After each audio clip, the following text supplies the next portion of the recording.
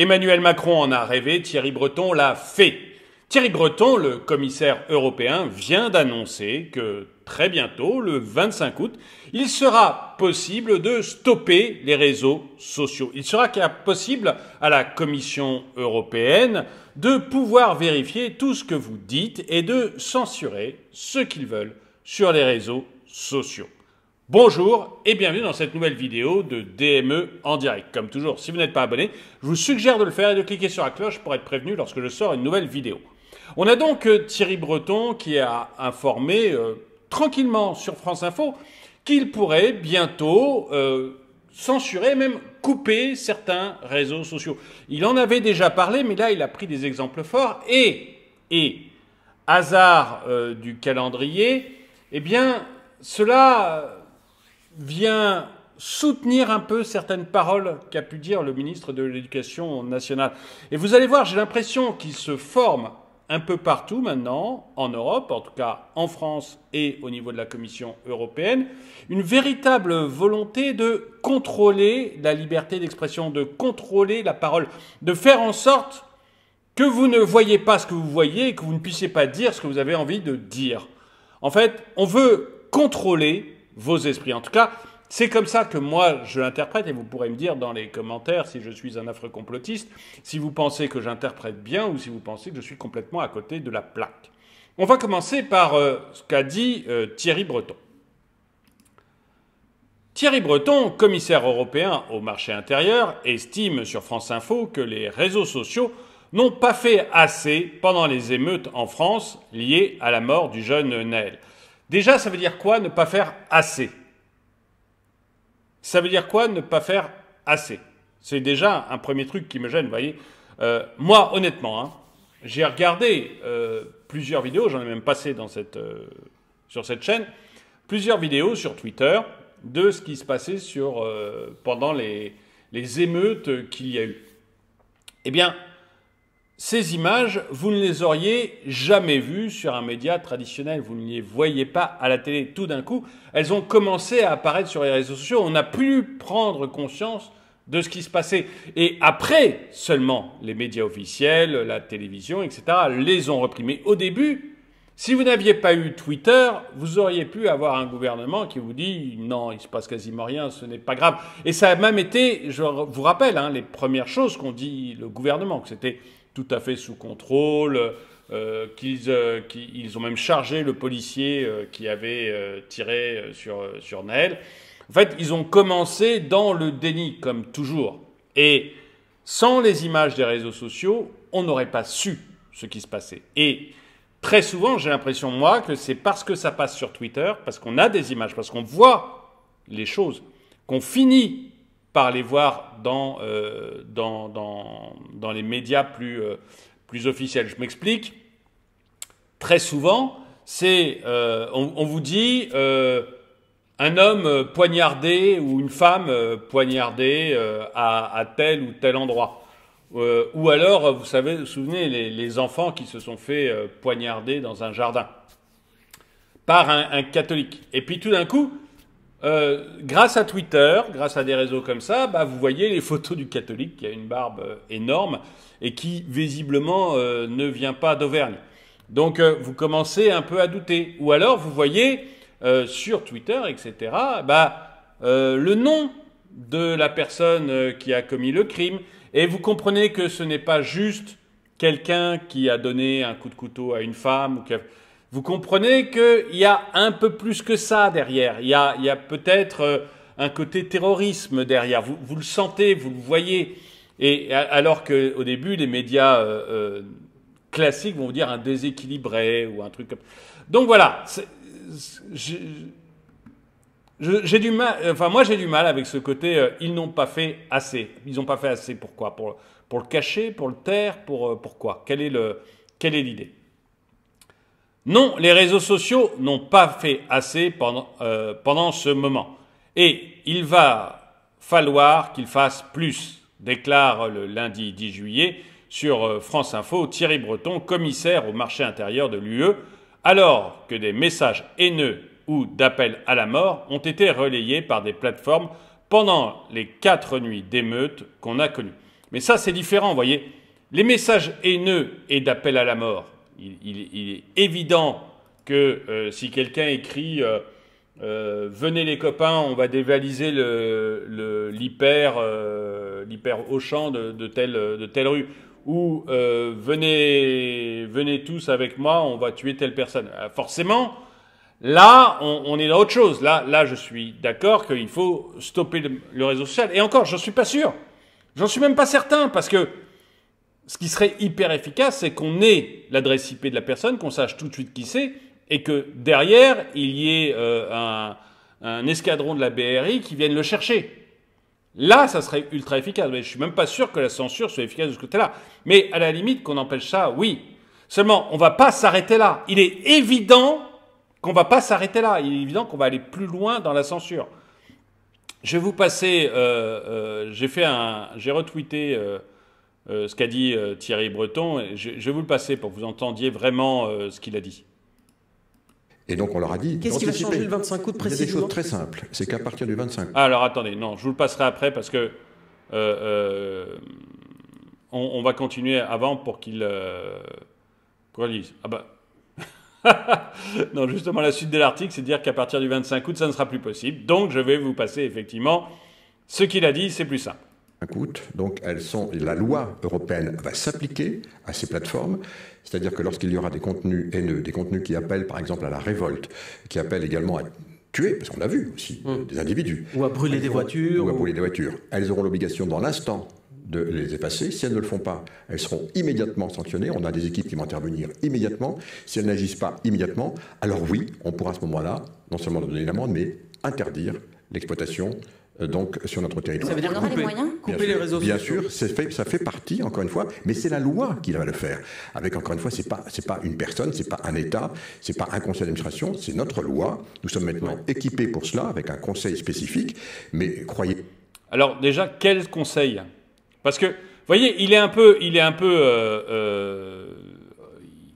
d'un côté, il nous dit, c'est moi qui vais envoyer mes équipes. Et de l'autre côté, il nous dit, il y a une loi. Bah, c'est tes équipes ou c'est la loi qui s'en occupe? Il nous parle d'un conseil. C'est qui le conseil? Qui concrètement, est-ce que c'est toi et ton équipe qui avez, par une loi européenne qu'on n'a pas vue, qui avez obtenu la possibilité de faire ce que vous vouliez avec les réseaux sociaux? Est-ce que c'est toi et ton équipe? Ou est-ce que c'est un juge qui, à partir d'une loi, va décider que vous voyez, c'est pas du tout la même chose. Moi, de ce qu'il me dit, là, j'ai l'impression que c'est Thierry Breton et son équipe qui vont pouvoir décider. Et les interventions vont être extrêmement rapides. D'abord, et je le dis, c'est une régulation ex ante. Ça veut dire quoi? Ça veut dire que les plateformes, à partir du 25 août, devront nous démontrer qu'elles ont pris des dispositions pour faire appliquer la loi, y compris au cas d'espèce dans ce que nous avons vécu.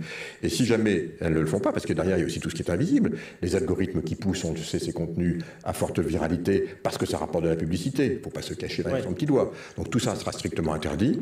Donc elles vont nous démontrer, c'est pour ça qu'on fait des tests en blanc. Donc elles doivent embaucher. Bien entendu, on verra. Ce sont des humains par exemple, qui vont Meta, donc... Meta, c'est Facebook, Instagram. Je suis allé le voir il y a 15 jours donc, en Californie avec mes équipes. Donc Mark Zuckerberg m'a confirmé qu'il avait embauché 1000 personnes pour ce faire. Donc les plateformes se préparent.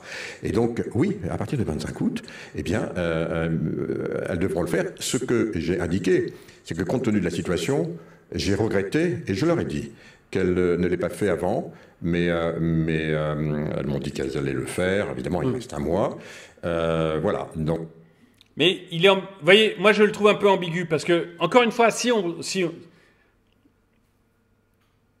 voit que ceux qui vont intervenir, ce sont ces équipes. Voilà, il y a une loi qui permet à Thierry Breton et ses équipes d'intervenir auprès des plateformes, de leur demander une forme de censure.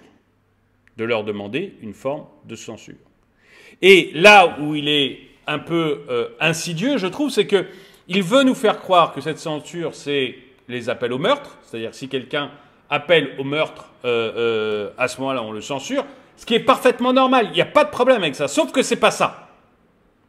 J'ai pu en parler dans une autre vidéo. La réalité, c'est tous les appels à la haine. Et qu'est-ce que c'est qu'un appel à la haine?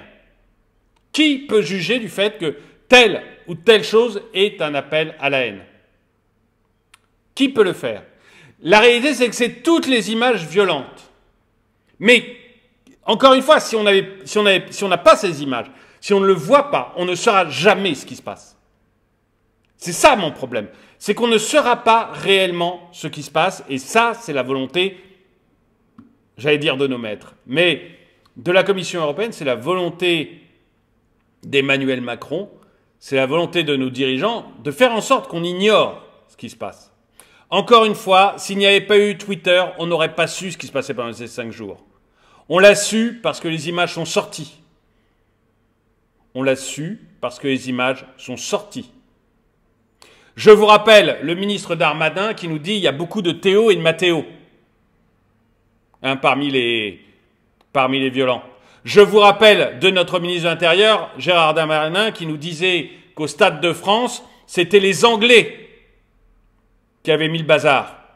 Tout ça, vous l'auriez cru. Vous l'auriez cru s'il n'y avait pas eu les images. Parce que sur les images de pillage, on voit très bien que ce n'est pas des Théo et des Mathéo. On voit très bien que tous ceux qui, sur chaque vidéo, je ne dis pas tous ceux, sur chaque vidéo, il y a des voilà. Il y a des mots spécifiques qui sont utilisés. On voit bien sur les vidéos qui ont été tournées au Stade de France, vous savez, quand il y a eu ces supporters qui se sont fait agresser, ces gens qui ont forcé les portes du stade, etc., on voit bien que ce ne sont pas les Anglais. Mais si vous n'avez pas les vidéos sur Twitter, vous ne le savez pas ça. Vous êtes obligé de croire M. Darmanin. Vous êtes obligé de croire que c'est les Anglais. Vous êtes obligé de croire que c'est Théo et Mathéo qui ont fait ça. Et c'est pour ça que je trouve qu'il y a un danger énorme là-dedans. Je vais vous montrer les autres pays. Alors, je ne suis pas totalement sûr du graphique, pas à 100%, mais voilà, c'est le seul que j'ai trouvé, qui montre les pays qui sont sur les réseaux sociaux. Voilà, ils sont en rouge là sur la carte.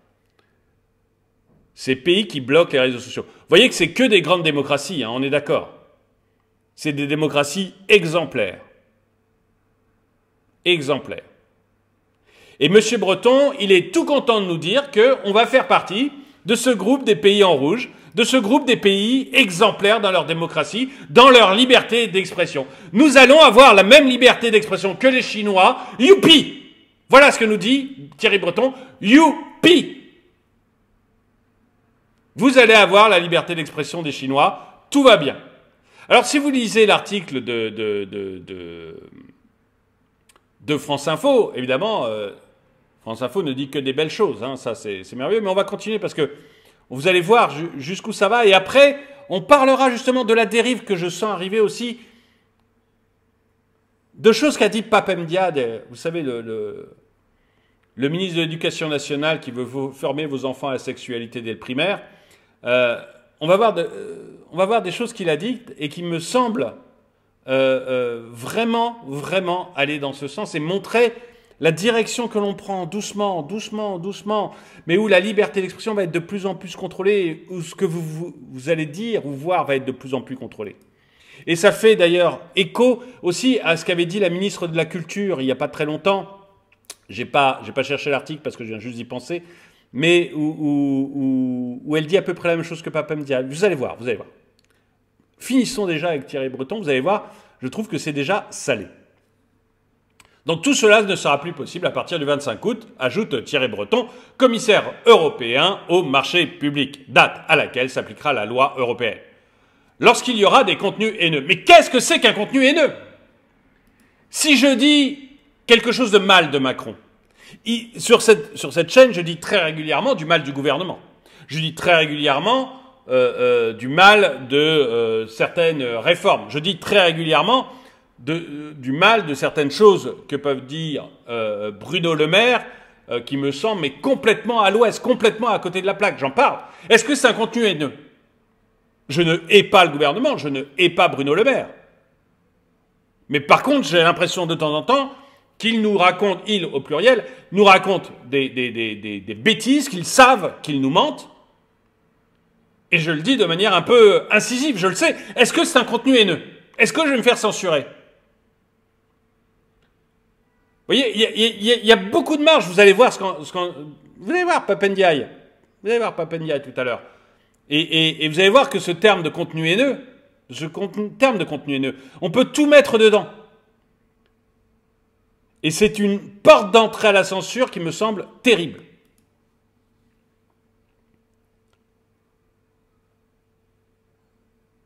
Donc, lorsqu'il y aura des contenus haineux, des contenus qui appellent, par exemple, à la révolte, et c'est quoi un appel à révolte? C'est-à-dire, vous voyez, c'est autre chose. Moi, quand je vous dis, je pourrais vous dire, mais révoltez-vous, nom d'un chien! Révoltez-vous! Arrêtez d'être des moutons comme ça! Est-ce que c'est un appel à la révolte? Si c'est un appel du genre allons tous demain cramer l'Élysée, rendez-vous à 8h du matin devant les grilles, oui, alors là je comprends qu'on me censure et je comprends même de passer en justice. C'est normal. Voilà, vous voyez, j'appelle à une violence réelle. Mais quand je vous dis révoltez-vous nom d'un chien, c'est autre chose. J'aime pas, en fait, ce qui est flou, parce que quand c'est flou, il y a un problème. Quand c'est flou, et qu'en plus, après, ça passe devant des petits hommes gris qui vont décider si tu as le droit ou pas de le dire, il y a un véritable problème possible. Et c'est ça qui m'inquiète. Donc, quand ils appellent à la révolte, qui appellent également à tuer ou à brûler des voitures, ben ça, là, on est d'accord. Mais vous voyez que c'est pas la même chose quand je dis du mal de Bruno Le Maire et quand on appelle à tuer ou à brûler des voitures. C'est pas vraiment le même état d'esprit. Donc ils nous font tout, ils nous font une grosse boulette, etc. Et puis après ils balancent. Et encore une fois, ma solution à moi, c'est liberté totale d'expression. Totale. Par contre, t'appelles à cramer des voitures, il y a des voitures qui crament, tu vas en tôle.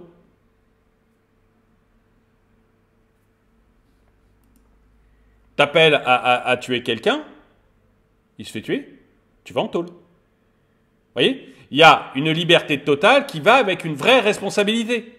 Une vraie responsabilité. Alors que là, avec leurs bêtises, les responsables n'ont rien, quoique cette fois-ci, il y a eu... Disons qu'on en a chopé certains qui ont pris cher, et je suis pour qu'ils aient pris cher, pendant les émeutes, mais qu'on en a chopé très très peu.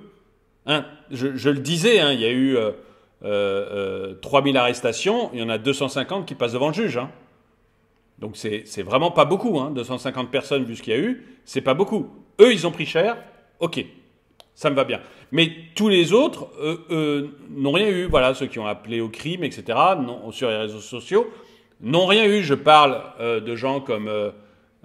Canard Réfractaire ou Usul, donc ils sont sur les réseaux sociaux, qui appellent à faire ce genre de choses, qui ont appelé à la révolte, qui ont appelé au fait de cramer, enfin il me semble, eux devraient avoir de vrais problèmes.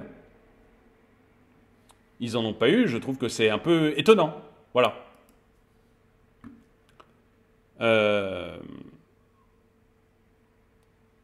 Lorsqu'il y aura des contenus haineux, des contenus qui appellent par exemple à la révolte, qui appellent également à tuer ou à brûler des voitures, elles auront l'obligation, dans l'instant, de les effacer. Si elles ne le font pas, elles seront immédiatement sanctionnées. Oui, mais si vous leur laissez juste des mots aussi vagues pour choisir, elles vont être obligées de tout virer. Si vous laissez des mots aussi vagues que contenu haineux, contenu qui appelle à la révolte, je suis désolé, mais c'est beaucoup trop vague, et du coup, elles vont être obligées de censurer en masse. C'est d'ailleurs peut-être ce que vous voulez. Thierry Breton assure que les plateformes n'agissent pas immédiatement. Alors, oui, on pourra, à ce moment-là, non seulement que si, les plateformes n'agissent pas immédiatement, alors oui, on pourra, à ce moment-là, non seulement donner une amende, mais interdire l'exploitation sur notre territoire. Donc vraiment, la volonté d'une censure totale, quoi. Virer Twitter de l'Europe. C'est ce qui les fait rêver, parce que Twitter est pour la liberté d'expression, et ça, ils ne le supportent pas. Ils ne le supportent pas. Les étatistes détestent la liberté d'expression, parce que ça donne un pouvoir au peuple, et ça, on ne peut pas l'accepter.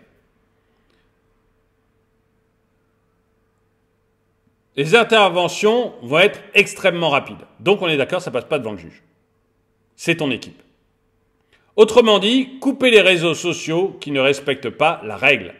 C'est la loi qui va le faire et pas une personne, un État, un conseil d'administration. Je ne comprends pas. En fait, je ne comprends pas. Voilà, je ne comprends pas ce que tu veux dire. Si vous avez compris, dites-le moi. Vous voyez, nous sommes maintenant équipés par ça avec un conseil spécifique. Je veux dire, je ne comprends pas. D'un côté, tu ne dis pas que tu dis que ce n'est pas une personne, un État ou un conseil d'administration, et de l'autre côté, tu sembles dire que tu es équipé avec un conseil spécifique. Donc, qui va décider. Donc, c'est bien un conseil. Et il y a une loi qui t'a donné l'autorisation de le faire. C'est autre chose, tu vois. Moi, c'est comme ça que je l'interprète. Dites-moi ce que vous en pensez dans les commentaires, mais pour moi, en fait, ils ont reçu par la loi la possibilité de censurer, et il a formé, lui, au sein de son petite administration, un conseil spécifique, ou plus largement au niveau de la Commission européenne, ils ont formé un conseil spécifique qui va prendre les décisions. Ça passe pas par un juge. Je ne lis pas dans ce qu'il dit que ça passe par un juge, je ne crois pas que ça passe par un juge, je pense que c'est vraiment leur décision à eux. Les plateformes se préparent, indique aussi l'ancien ministre français de l'économie, des finances et de l'industrie. C'est pas sympa à dire ça parce qu'il a quand même pas été bon, quoi. Bon, il n'a pas été bon dans grand-chose, mais bon. En effet, à partir du 25 août, elles devront nous démontrer qu'elles ont pris des dispositions pour faire appliquer la loi. Dans cette optique, Mark Zuckerberg, à la tête de la maison mère de Facebook et Instagram, Meta, lui a confirmé qu'il embauchait 1000 personnes. Thierry Breton laisse entendre que Twitter, TikTok et Snapchat ne sont pas aussi avancés. Je fais pas de commentaires. Là-dessus, moi, je trouve que c'est proprement scandaleux. Donc, voilà. Certains contenus violents poussés par l'algorithme des réseaux sociaux. Bah oui, parce que comme les gens n'ont pas les images, n'ont pas les vraies images à la télé, on n'a pas les vraies images, bah, on les cherche. Donc forcément, si vous mettez, j'ai vu un camion de la BRI, un blindé de la BRI, foncer dans des voitures en flammes, en pleine France, des trucs où vous croiriez vous croiriez comme ça à Kiev, enfin dans des endroits où il y a la guerre. Mais non, c'est en pleine France, je crois que c'est en plein Paris, un camion blindé de la BRI qui fonce dans des bagnoles en flammes et qui les fait valdinguer sur son passage pour pouvoir se frayer un chemin. Forcément, c'est un contenu viral parce qu'on se dit mais comment ça peut être ça en France, comment ça peut être ça? Et vous n'aurez aucun média qui vous mettra ça si ce n'est pas sur Twitter. Thierry Breton en profite pour dénoncer les algorithmes qui poussent, on le sait, les contenus à forte viralité, parce que ça rapporte de la publicité, parce que les gens veulent le voir, et du coup ça rapporte de la publicité. Tout ça sera strictement interdit. Quoi? Qu'est-ce qui sera interdit? Les contenus violents? Pourquoi? Tu me prends pour un enfant? Tu crois que je ne suis pas assez adulte pour voir un contenu violent? Interdit les plateformes moins de 18 ans, il n'y a pas de problème. Pas de problème. Oblige que l'on ait une carte d'identité pour se connecter, il n'y a pas de problème. Il n'y a pas de problème. Mais je ne suis pas un enfant. Je ne suis pas un enfant. Tu n'as pas à dire à Twitter, voilà, Twitter, montrez pas trop de contenu violent à François Xavier, ça l'énerve.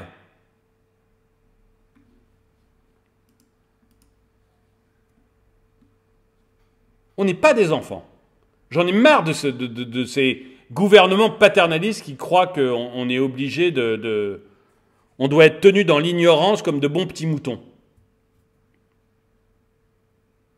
Quant aux émeutes en elles-mêmes, ils pensent à tous ceux qui les ont vécues très difficilement et qui ont vu les conséquences qu'elles avaient provoquées pour eux. Tout cela, tout le monde est content que l'ordre soit revenu. Oui, tout le monde est content que l'ordre soit revenu, mais pense à tous ceux qui les ont vécus très difficilement. et qui ont vu les conséquences qu'elles avaient provoquées pour eux. Bah oui. Et alors, qu'est-ce que ça... Tu veux dire qu'il aurait mieux fallu qu'ils ne le voient pas sur les réseaux sociaux, ou tu veux dire, ou tu as une pensée de compassion pour ces gens-là? Je ne comprends pas bien. Si le commissaire européen à la justice, Didier Reynders, prône une réflexion sur l'organisation du maintien de l'ordre en France, il assure qu'il n'a pas vu ces déclarations. De toute manière, ce n'est pas quelque chose qui a été discuté au collège. Oui, donc là, c'est sur les soi-disant violences que l'État aurait fait pour calmer les manifs. Je ne vais pas en parler, ça c'est des propos d'un journal de gauche. Enfin, je suis désolé, hein, moi il y a des saccages comme ça, je le dis depuis le début, il faut une police mais implacable sur des saccages comme ça, et je trouve que le gouvernement a été beaucoup trop cool. Voilà, point. Donc après, je m'en fiche un peu. Alors, pourquoi ça m'inquiétait? Je vais vous le dire maintenant.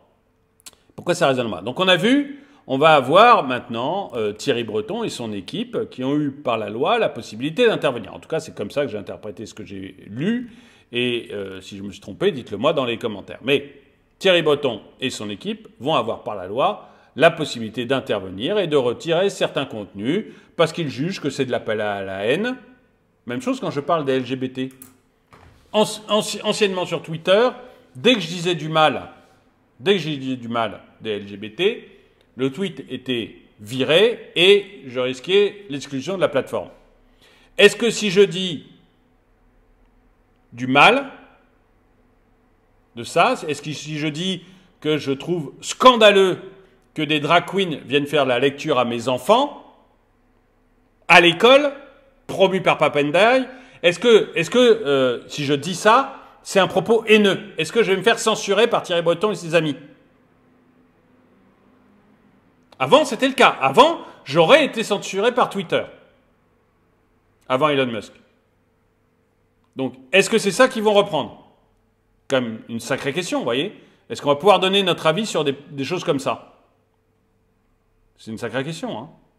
Et si je me la pose, c'est parce que les propos haineux, pour Pap Ndiaye, eh ben on va voir que ça recouvre beaucoup de choses.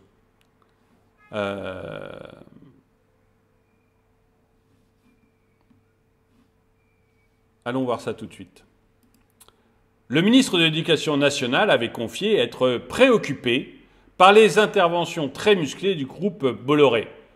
Indignés, LR et RN ont apporté leur soutien aux médias incriminés. Bon, faut en dire plus. Interrogé sur la montée en puissance du groupe Bolloré dans le secteur des manuels scolaires, le ministre de l'Éducation nationale, Pap Ndiaye, a reconnu qu'il s'agissait d'une situation très préoccupante. Nous avons intérêt, pour ce qui concerne les manuels scolaires, à la plus grande diversité possible. Le groupe du milliardaire, qui pensait, en lançant une OPA sur Lagardère, créer un géant de l'édition, a dû modérer ses prétentions. La commission de Bruxelles l'a contraint à céder Editis, puis à revoir les modalités de la cession. Bon. Avec Bolloré à la tête de Hachette et compte tenu des interventions très musclées de son groupe et de son dirigeant dans les affaires des médias qu'il contrôle, il y a de quoi être préoccupé, a estimé le ministre de l'Éducation nationale, jugeant que CNews et Europe 1, médias faisant partie de l'empire Bolloré, étaient devenus clairement d'extrême droite.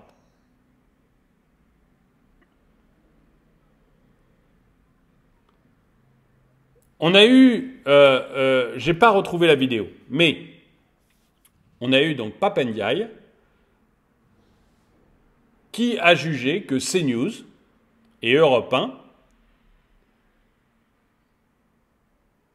étaient des médias problématiques, d'extrême droite. Alors, déjà, je ferai remarquer que sur CNews, vous avez régulièrement, très régulièrement, je ne connais pas Europe 1. Sur CNews, vous avez très régulièrement des gens de gauche, voire d'extrême gauche, des gens qui ont la carte du Parti communiste, des militants CGT, qui sont présents sur les plateaux et qui interviennent extrêmement régulièrement. C'est-à-dire que ce sont des chroniqueurs habituels des émissions. Donc il y a une diversité. La chaîne est plutôt à droite, c'est vrai, mais j'ai l'impression que ce qui gêne Pape Ndiaye, en fait, c'est la contradiction. Ce qui le gêne, c'est d'avoir des médias qui ne sont pas d'accord avec lui, en fait, qui vont pas qui ne servent pas la soupe à Macron. Je dis ça parce que je vais vous montrer. Non.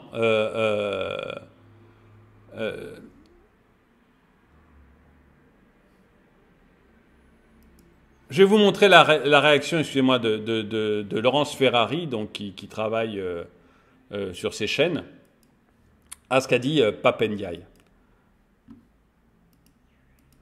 Ainsi donc, un ministre de l'Éducation nationale se permet de jeter l'anathème sur 2 rédactions indépendantes de 120 et 160 personnes, à savoir CNews et Europe 1, qui l'accusent toute honte bue d'être d'extrême droite. Faute du moindre argument étayé, cet employé de la République dénigre, salit et insulte l'intégralité de ces 280 journalistes dont je salue une fois de plus le travail irréprochable et à qui je redis ma fierté de travailler quotidiennement à leur côté.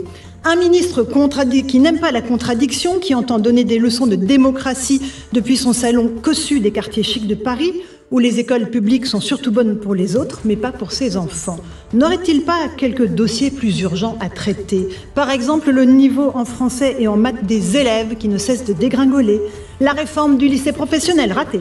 C'est Emmanuel Macron qui l'a annoncé. Les hausses de salaire pour les profs mal payés et surtout mal considérés, ratées encore. Les enseignants ne sont pas dupes. Ils sont tout seuls en première ligne.